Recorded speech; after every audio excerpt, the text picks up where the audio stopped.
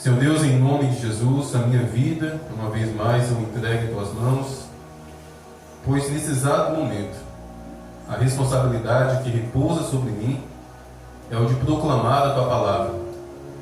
As cadeiras, ó Deus, não estão vazias, existem pessoas, homens, mulheres e crianças, e não é a minha voz, não é o meu conhecimento, não é a minha sabedoria que eles precisam ouvir, é a tua palavra. Por isso eu peço em nome de Jesus, me conceda a graça, me conceda, Deus, o favor do Senhor, para compartilhar essa palavra que o Senhor trouxe ao meu coração, e que essa palavra repouse no coração de cada homem, de cada mulher, de cada vida aqui presente, em nome de Jesus. Amém. Evangelho de João, capítulo 16, versículo 33. Neste mundo, vocês terão aflições, mas tenham coragem, porque eu venci o mundo. Eu vou ler novamente, porque eu esqueci uma parte muito importante. O versículo começa da seguinte forma: falei essas coisas para que em mim vocês tenham paz. Em mim quem? Jesus Cristo. Neste mundo, vocês terão aflições, mas tenham coragem, ou tenham bom ânimo, porque eu venci o mundo. Amém? Meus irmãos, Jesus nunca mentiu, nunca nos enganou. Este mundo, inevitavelmente, não tem para onde correr. Se tem um lugar onde nós não temos para onde correr, é este mundo.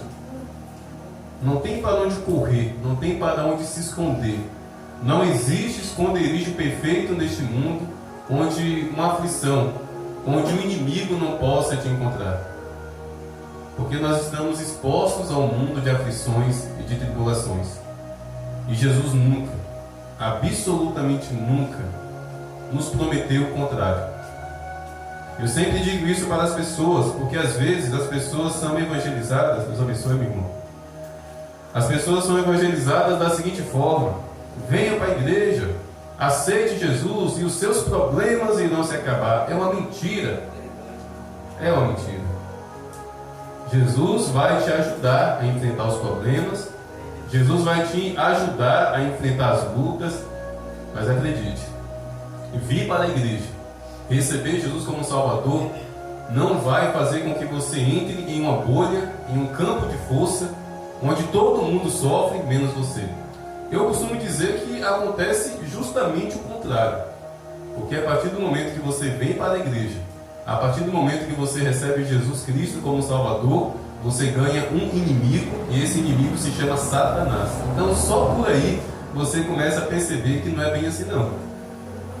Queira ter todo mundo como inimigo, menos Satanás. Mas a Bíblia nos dá essa revelação: ele é o nosso inimigo, não é o inimigo de Deus. E muitas dessas aflições, meus irmãos, são doenças, são enfermidades. E há alguns dias eu tenho me entristecido muito. Não é uma tristeza assim de fé, não é uma tristeza de ânimo no Senhor, mas o meu coração de pastor tem se entristecido muito, porque a igreja tem sido acometida por muitas enfermidades. Os nossos irmãos estão adoecendo. O irmão Messias, alguns cultos não consegue vir. A Carla ficou dias e dias adoentada com aquele pé. Agora a Laiana, que há mais ou menos uns 5 dias, misericórdia, uma situação muito, mas muito terrível. Sem contar uma outra coisa que acontece com cada um de nós, né, que não nos impede de vir à igreja, na maioria das vezes. É uma dor, é um mal-estar, mas que faz com que na nossa alma gere um desejo de ficar em casa. Hoje, em cima da hora, a irmã entrou em contato comigo: pastor, hoje eu não vou para a igreja não, pastor. Por que, minha irmã? Eu não estou me sentindo bem, pastor, eu não estou bem. Eu falei: minha irmã, se não for dor, se não for doença, se não for nada na pressão arterial, vá. Não dê esse coxinho para o diabo, não. Então, às vezes, não é nem uma dor, uma sensação ruim assim na alma, no pensamento, sabe? Um desgosto durante o dia tenta nos impedir de vir para a igreja, de estar na presença de Deus, e tudo isso é tribulação. Tudo isso são lutas. E Jesus não nos enganou. Há 2000 anos atrás, Ele nos disse que teremos essas aflições. E se tiver alguém aqui que vai abrir a boca para dizer: eu não tenho aflição, está mentindo. Até o José, que talvez seja mais novo nesse exato momento, apenas 13 anos, há 2 semanas atrás estava com a aflição de todo o tamanho na cabeça, né? Um galo, ó, caiu, bateu a cabeça no chão, uma aflição. Então a aflição vem, meus irmãos. E na maioria das vezes, infelizmente, essas aflições são doenças. São doenças. Mas aí vocês podem me dizer, mas pastor, eu tenho fé. Pastor, nós estamos na igreja, nós estamos no ambiente da igreja, nós temos fé. Pastor, por que a doença vem? Por que, pastor, a irmã Laiana está doente? Ela estava desenvolvendo tanto, ela foi batizada, feliz da vida, perdeu a timidez, estava cantando aqui na frente. Por que a Carla sofreu da forma que sofreu? Por que o irmão Messias? Estou com saudade da carequinha dele ali sentado ao lado da irmã Tereza. E ontem eu fui lá na casa dele, coitadinho, estava todo borocochô. Dá aquela tristeza no peito, meus irmãos, muita tristeza, sabe? Mas por que, pastor, se essas pessoas estão na igreja? Por que, pastor, se são pessoas que buscam a Deus, se são pessoas que estão se esforçando, sabe? Para permanecer e prevalecer na presença de Deus? É o que eu disse. O porquê é porque Jesus nunca nos prometeu que nos livraríamos dessas doenças. Jesus nunca nos prometeu que não teríamos aflições, meus irmãos. Então não jogue a culpa no colo de Jesus.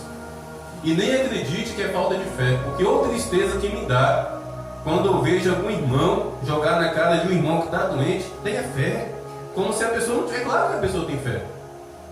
Meus irmãos, o fato de termos fé não significa que nos transformaremos nisso aqui, ó, um objeto de madeira resistente, ou de concreto, ou de ferro.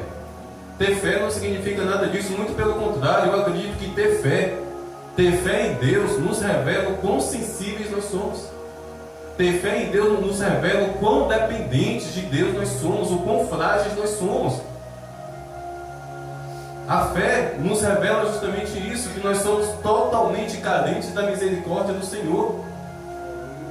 Então não se sintam para baixo, não se sintam menos do que outro, pelo fato de você estar doente, porque isso não significa que você não tem fé.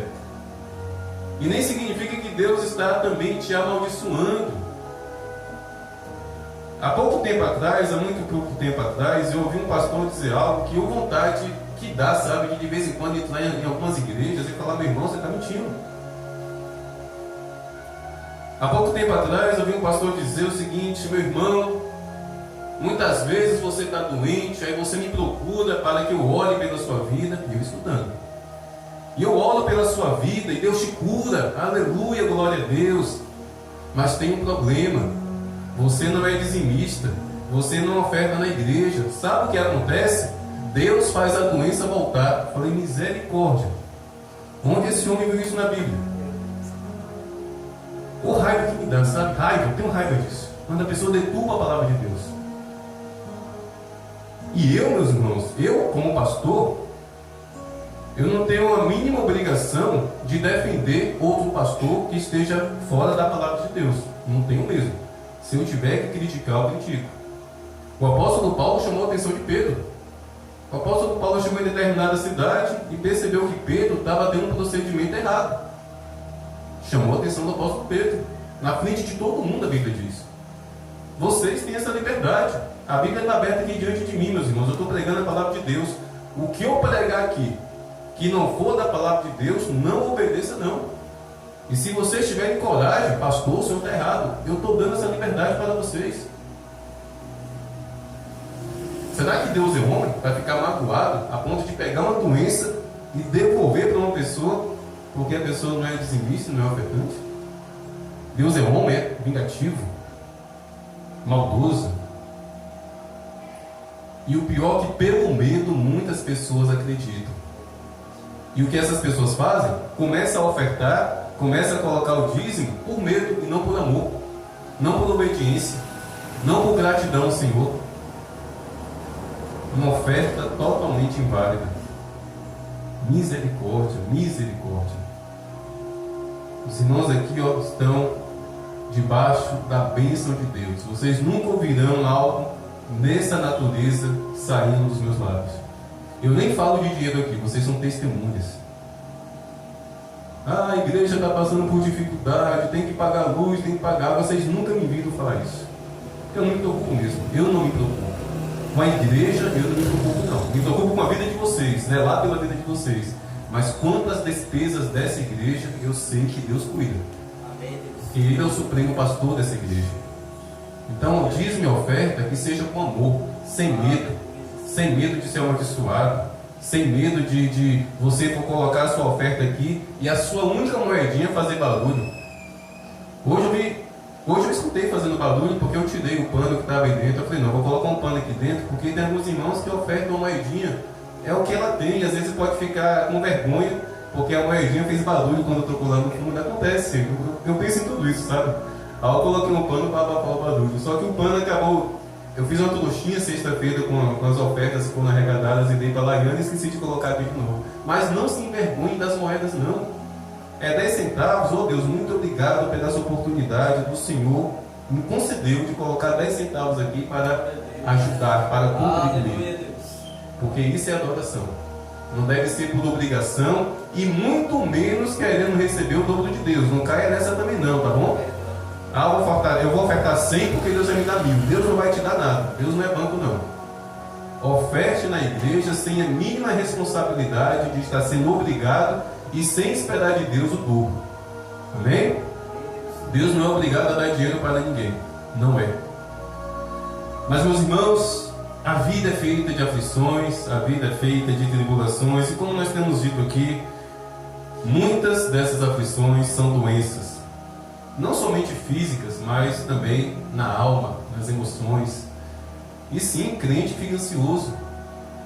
Crente muitas vezes tem síndrome do pânico.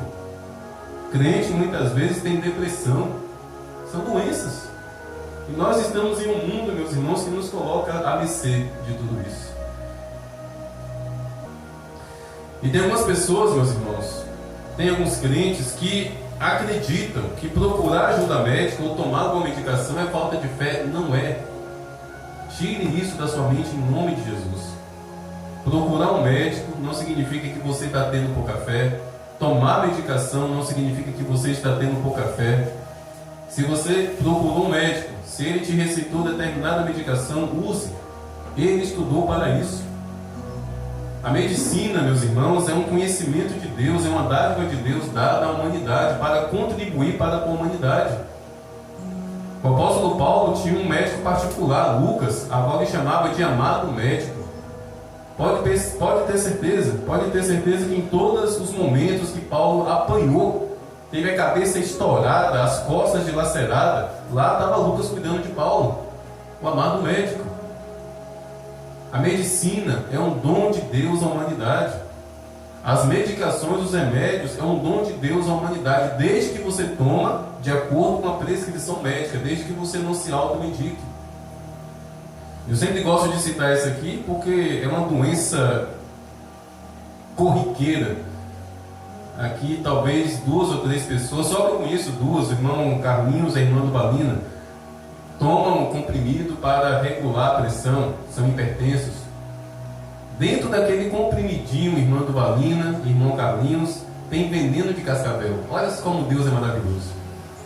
Um dos princípios ativos do captopril ou de outras medicações para baixar a pressão tem veneno de cascavel. Foi o capeta que fez a cascavel? Não foi Deus. Deus fez uma cobra, pastor? Fez sim. E está lá no lugar dela, a gente que vai até ela. Sabedoria, conhecimento para nos ajudar. Então não pense que é humilhação, não pense que é falta de fé, não pense que é escravidão vocês precisarem tomar uma ou outra medicação. Certa vez eu também ouvi um pastor orar da seguinte forma: você que está escravizado aos remédios controlados, eu te digo agora, seja liberta em nome de Jesus. Eu falei, desde quando o remédio é demônio? Para ser expulso. Desde quando a medicação é demônios, é espíritos malignos? E você sabia que tem muitas pessoas que acreditam, param de tomar a medicação e a pancada vem? Conheci uma mulher de Guaratinga que quase morreu. Um homem foi na casa dela, não duvido da fé desse homem, não duvido do caráter cristão dele, mas pegou a cartela de remédio que ela estava tomando. Ó, minha irmã, a partir de hoje a senhora está livre desta medicação. Naquele mesmo dia ela parou de tomar, 3 dias depois foi para o hospital quase morta. Não pode ser assim não, meus irmãos. Não pode ser assim. O correto é, minha irmã, eu vou orar para Deus operar um milagre na vida da senhora, e a senhora vai ser curada. Procure um médico, faça o exame, faça o check-up, e o médico vai testificar a cura. Mas Deus me livre de eu abrir a minha boca e chegar para um de vocês, ó, parem de tomar remédio agora. Em nome de Jesus, você está livre desse remédio. E se aquele remédio foi um socorro de Deus para aquela vida? Foi uma resposta de Deus para o problema daquela pessoa? Então temos que ter sabedoria e não sermos irracionais na nossa fé. Ficar doente, meus irmãos, não significa que você está amaldiçoado, não significa que você tem falta de fé. E deixa eu insistir, mesmo você na presença de Deus, cantando, louvando, glorificando ao Senhor, pregando como eu estou pregando aqui, acredite, poderemos ficar doentes. Esse ano eu tive uma crise muito forte de tosse alérgica, ou tosse do capeta. Tossia parecendo um cachorro doido. Não conseguia dormir, fiquei quase uns 15 dias sem conseguir dormir. E como é que vinha para a igreja com aquela tosse? Não parava, era o dia inteiro. Era o dia inteiro seguido, aquela tosse seca. E só melhorou depois que eu descobri que era uma tosse alérgica, tomei a medicação adequada e sarou. Mas nesse período de 15 dias eu fiquei sem vir para a igreja. E pense a tristeza, pense a dor. Pior do que a tosse foi não poder vir para a igreja. Mas depois que aquela enfermidade passou, eu peguei esse microfone no corpo e disse, meus irmãos, nenhuma enfermidade vai me impedir de vir à igreja. Eu venho com febre, eu venho com dor de cabeça, eu venho com o nariz escorrendo, eu posso vir tossindo. Agora eu não vou ficar em casa por conta de enfermidade não. Mas eu vou abrir um parênteses, tá bom? Vocês até vão rir da minha cara aqui agora. Exceto se for uma desinteria. Aí não tem como não. Já pensou pregar aqui tem que ser correndo pro banheiro? Aí tem casos e casos. Mas qualquer outra doença, meus irmãos, não vai me impedir de vir para a igreja não. Não vai me impedir mesmo. Porque se nada me separa do amor de Deus, porque uma ou outra enfermidade vai me impedir de vir à igreja. E a Bíblia cita 3 homens que na presença de Deus, homens fiéis, homens tementes, adoeceram. O primeiro foi Jó. No capítulo 2 do livro de Jó, a Bíblia fala que Satanás foi uma seta espiritual, foi uma seta maligna contra a vida de Jó. E aquele homem teve o corpo todo, da cabeça até a planta dos pés, acometida de tumores. Mas o livro de Jó começa dizendo que ele era íntegro, que ele era justo, que ele era um homem temente. E Deus fez questão de falar para Satanás, Satanás, está vendo meu servo Jó?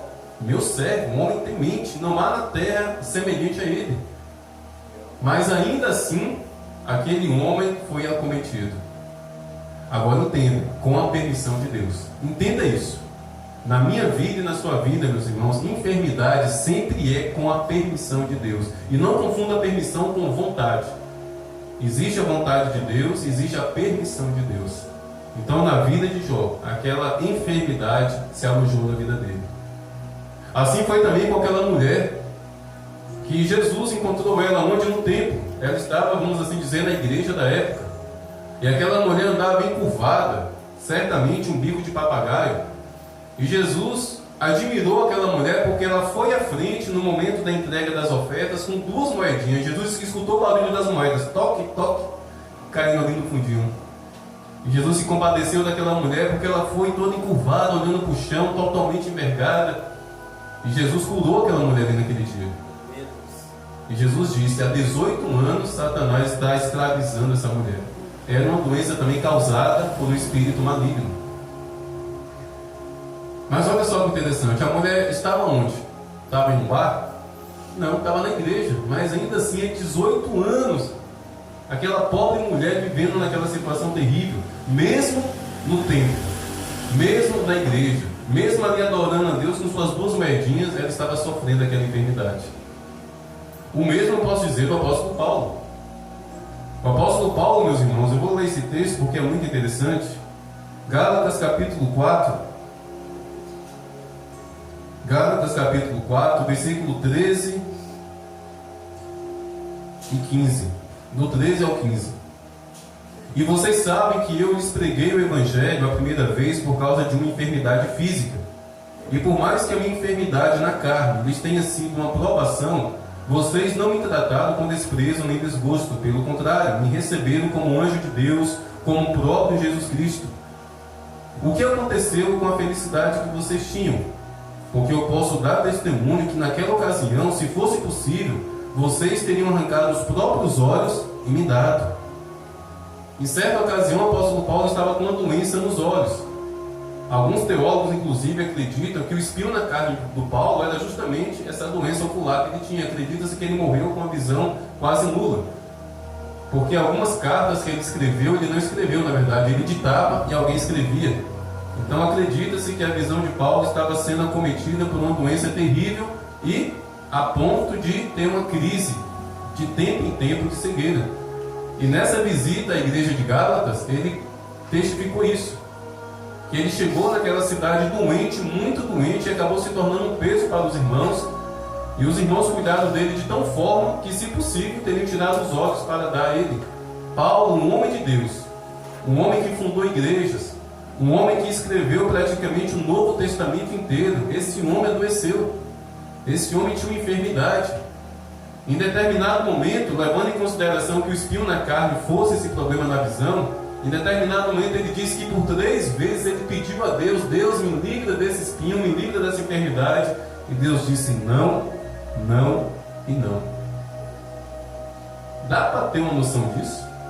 Um homem doente, um servo de Deus, pede para Deus para ser curado e Deus diz não? Deus diz não, meus irmãos. Não pense que Deus é só sim, sim, sim, sim, não. Porque se fosse assim, seríamos tão relaxados, tão dengosos, tão melindrosos, tão fartos de bênção. Não é assim não. E Deus diz para aquele homem: a minha graça te basta.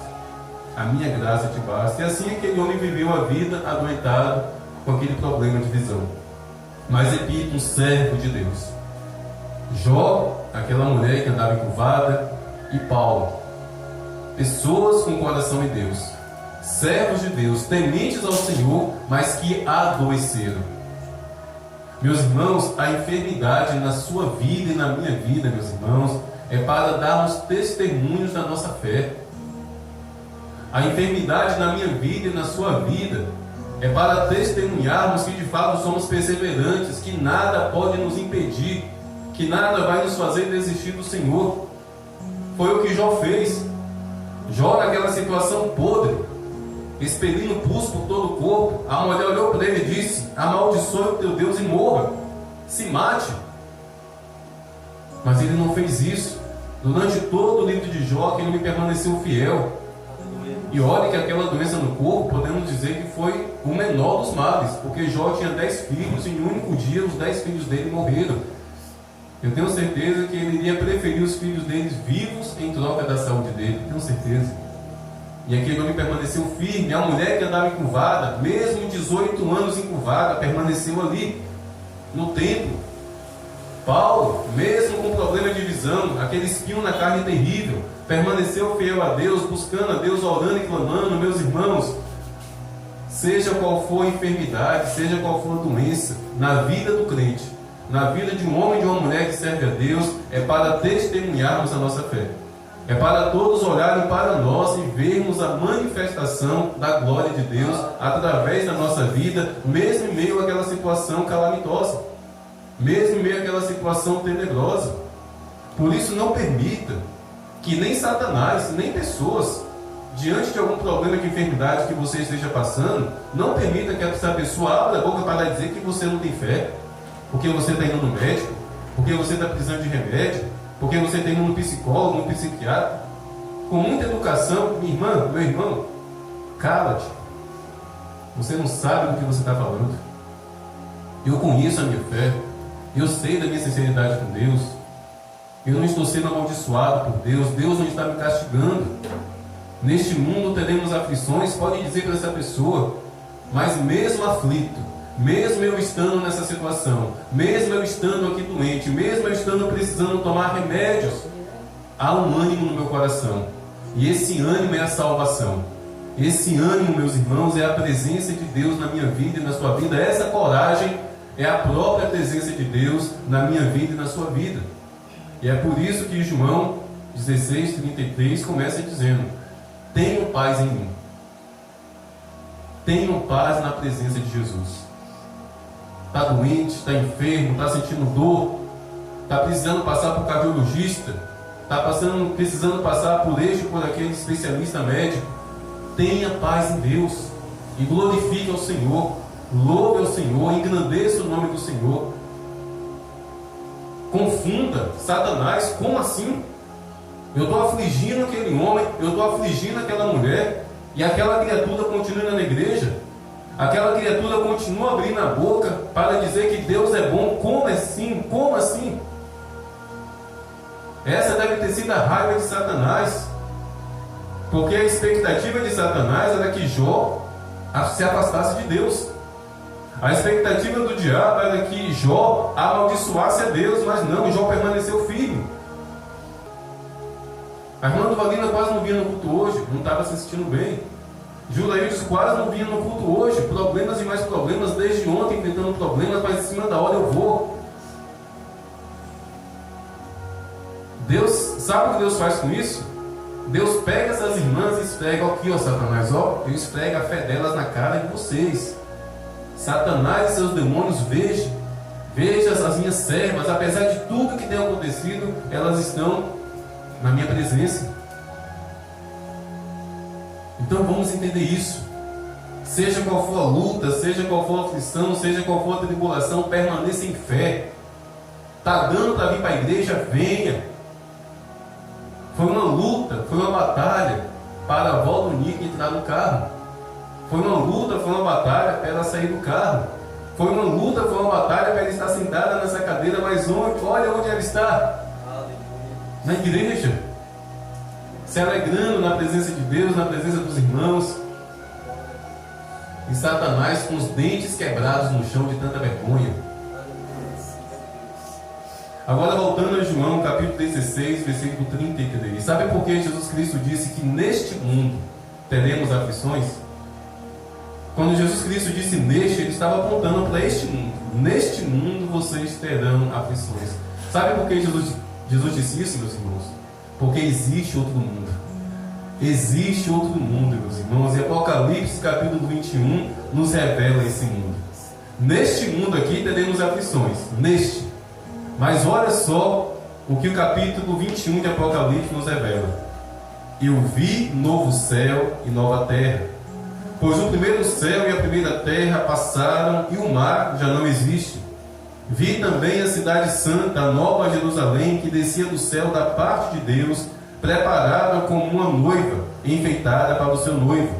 Então ouvi uma voz forte que vinha do trono e dizia: Eis o tabernáculo de Deus com seres humanos. Deus habitará com eles. Eles serão povos de Deus, e Deus mesmo estará com eles e será o Deus deles. E lhes enxugará dos seus olhos toda lágrima. Já não existirá mais morte, não haverá luto, nem pranto, nem dor, porque as primeiras coisas se passaram. E aquele que está sentado no trono, Jesus Cristo, disse: Eis que faço novas todas as coisas. Nesse mundo nós teremos aflições. Nesse mundo nós iremos adoecer. Nesse mundo nós iremos chorar. Nesse mundo nós sentiremos luto. Mas existe um outro mundo. Existe um mundo vindouro. Existe uma presença de Deus eterno. Existe uma nova Jerusalém, uma cidade celestial, meus irmãos. E lá não existirá doença. Lá não existirá dor. Lá não existirá sofrimento. Lá não existirá crise familiar. Lá não existirá falta de dinheiro, preocupação com amanhã, tristeza por causa do passado. Nada existirá. Aleluia. Neste mundo, tudo isso existe. No mundo que nos aguarda, na eternidade que nos espera, não. Somente a presença de Deus lá estará, para enxugar as nossas lágrimas e para apagar do nosso espírito as lembranças ruins de luto, de dor e de sofrimento que neste mundo, por breve tempo, enfrentamos.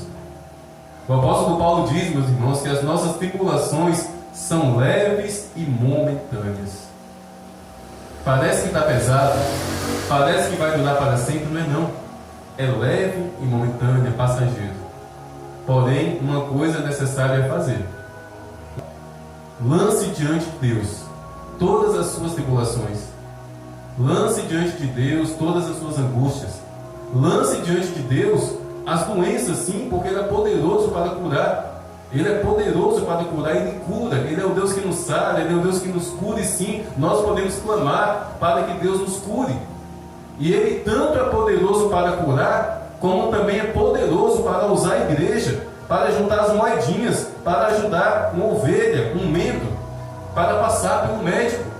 É milagre. Isso aqui, meus irmãos, ó, é milagre de Deus. É milagre de Deus na vida da Laiana. Isso aqui é milagre de Deus na vida daquela irmã. Então Deus, Ele sempre opera milagres. Independente dos meios, Ele sempre opera milagres. Mas vamos lançar, vamos apresentar diante de Deus as nossas lutas, as nossas aflições, as nossas tribulações. Ainda estamos nesse mundo. Como eu disse, neste mundo não há para onde correr.